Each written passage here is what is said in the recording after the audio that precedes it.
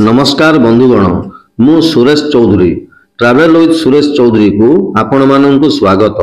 आज आमे जिबा गंजाम जिलार सोरडा सहर निकटवर्ती पदराई सुणी ग्राम निकटरे थिबा मां कंधुणी देवी आदि शक्तिपीठ तथा भगवानपुर ग्राम निकटरे थिबा हुळहुळा गंड।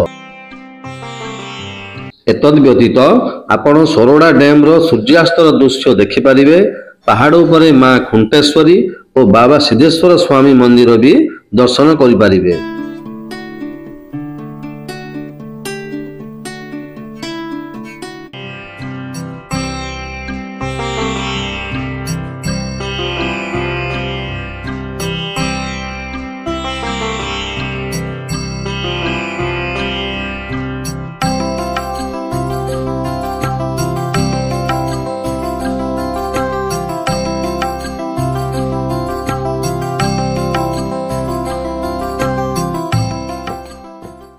वर्तमान आपण देखुछंती मां कंधुणी देवी आदि शक्तिपीठ ब्रह्मपुरु सोरडा प्राय 75 किलोमीटर तथा सेठारु असुरबंध ग्राम देई पदराई सुणी ग्राम को आसीबे। एही ग्राम शेषरे मां को मंदिरटी सोरडारु प्राय 11 रु 12 किलोमीटर एही स्थान को पड़िबो। प्राकृतिक परिवेश तथा बड़ बड़ वृक्षराजी रे परिपूर्ण स्थानटी। मां पथर खोल भितरे विराजमान। मां को महिमा अतुलनीय और अवर्णनीय।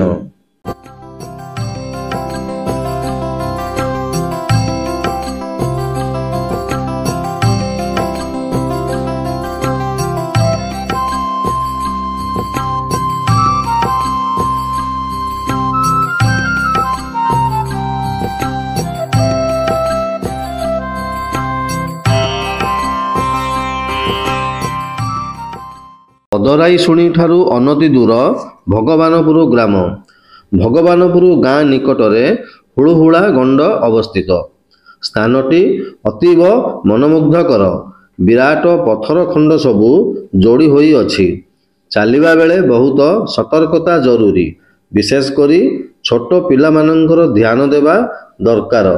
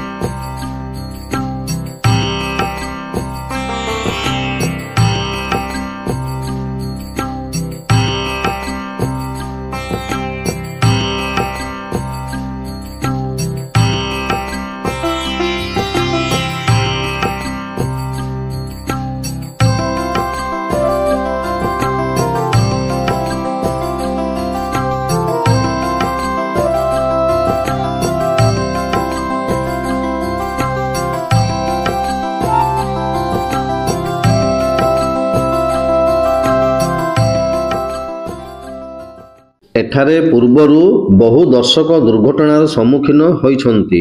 तेणु सतर्कतार सह बुलाबुली करिवे। पिकनिक पाई स्थानटी एकदम फिट। झरणार किछि अंशरे गाधेइबार सुविधा अछि। चाहिले आपण तार मजा नै पारिबे।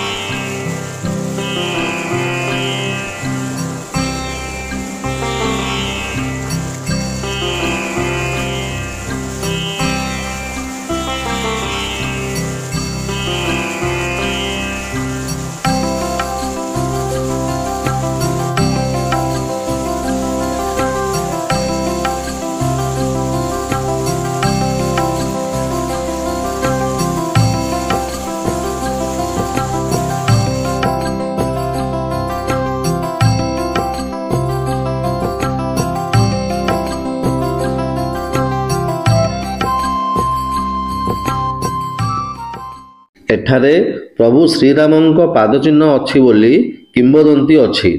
ତିନି ଠାକୁରଙ୍କ ସୁନ୍ଦର ଚିତ୍ର ପଥର ଉପରେ ଅଙ୍କା ହୋଇଥିବାର ଆପଣ ଦେଖୁଛନ୍ତି। ପଦଚିହ୍ନ ଅନୁସରି ମୁହିଁ ଯିବି କେତେ ରାସ୍ତା ଦୌଡ଼ି, ହେଲେ ପ୍ରଭୁ ମତେ ଭଲ କରିଦିଅ, ଆସିଥିବି ମୁହିଁ ଦୌଡ଼ି। ଆଉ ଏହି ପଦଚିହ୍ନ ପ୍ରଭୁ ଶ୍ରୀରାମଙ୍କ ବନବାସ ସମୟର ବୋଲି ଲୋକ କଥାରୁ ଜଣାଯାଏ।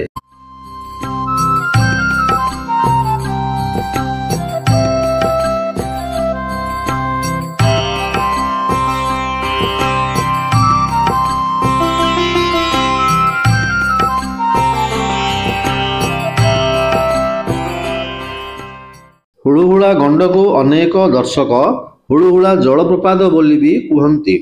ନିକଟରେ ଶ୍ରୀ ଶ୍ରୀ ଶ୍ରୀ ସିଦ୍ଧେଶ୍ୱର ମହାଦେବ ଅଛନ୍ତି।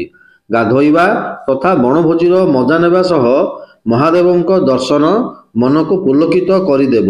ପାଖରେ ଏକ ଛୋଟିଆ ପାର୍କଟିଏ ବି ଅଛି। ଶିଶୁମାନଙ୍କ ଚିତ୍ତ ବିନୋଦନ ପାଇଁ ଦିନଟି କଟିଯିବ।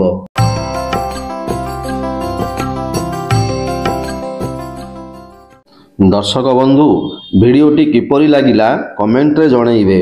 ଭିଡ଼ିଓଟି ଭଲ ଲାଗିଲେ ଗୋଟେ ଲାଇକ୍ କରିବେ ତଥା ମୋ ଚ୍ୟାନେଲକୁ ସବସ୍କ୍ରାଇବ୍ କରିବେ।